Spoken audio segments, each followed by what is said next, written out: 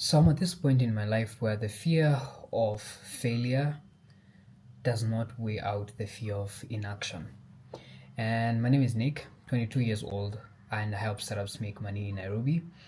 I've been studying pharmacy, trying to balance that with um, building startups. The main reason primarily being the fear. It's really driven by fear. Fear is not necessarily a bad emotion all the time.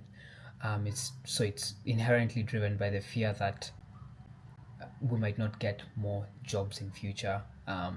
We're not creating as fast, and especially in Africa, we're churning out a lot more talent than we are creating opportunities for those talents to be utilized. And that does not make talent or education inherently useless. It just means that if we don't create platforms for education and talent to be used as it should, then it becomes meaningless. And we are churning so many people from educational institutions, but since there are no opportunities available for them, then what really this means is they'll end up unemployed, even with the best education, whether it's in Africa, globally.